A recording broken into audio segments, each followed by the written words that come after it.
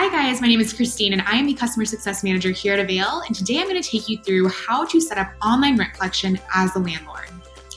So I am in my account and I'm going to navigate to my property here at Chicago Street and then to my payments tab. Click Create New Payment List, and then it's going to ask for just a couple of the basic details. So my rent is actually $1,200. It is due on the 1st, but if it wasn't, I could always specify. And then this lease actually started a couple months ago. So I am already in an active lease with tenants. To date, we've been collecting rent through checks, but we decided that we wanted to move forward on an online rent collection system. So I am able to start them off on this moving forward, and I can always backdate all of the previous payments paid outside of the system. So my start date is correct in saying that it was a couple months ago, but I'm able to move that forward just fine and take that through next January 2021. And then just asking for a couple other fees or deposits. I did have a security deposit that was also $1,200. That was due again back in February. And then the tenant does have a dog, and we agreed upon $200, also due back in February. And then I did not have any other fees. I'm going to go ahead and save. And then excellent. So I can see here that it is showing all of the charges that I had mentioned. It has a security deposit, the pet deposit, and then the rent moving forward through the duration of my lease. So this all looks great. I'm going to click confirm. And then it looks like the system is smart enough to realize that some of these charges are from in the past. So I am actually going to say that, yep, these were paid as they were received with check, so that the system shows correctly that the status of these do read as paid. Excellent. So this is going to allow me to go on a month-to-month basis after the lease term.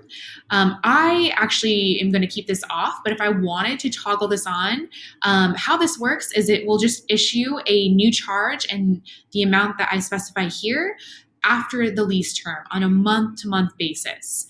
But again, I'm just going to keep this to a 12-month term and move forward to the automatic late fees. So these fees will be auto-issued to my tenant in the case where their payment has not been initiated within the grace period. So I'm going to put $50 as this is what the lease itself states. And then that is after 5 days. So I'll click Save Payments, and it's going to ask me to add my tenant name. So my tenant's name is Ellie Mae, and her email is ellie@may.com, and I can click Save. Great. So it's asking now if I want to connect my lease. So this lease was executed outside of Avail before I had realized Avail was created. So if I wanted to connect my lease, I could do that. And the benefit of that is the tenant would have that on file within their Avail account as well under their leases tab. But for now, I'm going to skip that. And I can see that my list of charges is here. And it's showing me everything that has already been paid. You can see that there is this indicator here. I like to call it the donut. And it is filled in green, indicating that it has been paid in full. If your tenants have a scheduled payment or it's processing, that will show in blue. And if it's overdue, it will show red. And if there's partial payments, you'll get a partial amount of this donut being filled in. Otherwise, you have your settings for these, and you can always still make edits to the charges. You can delete them, edit them from here.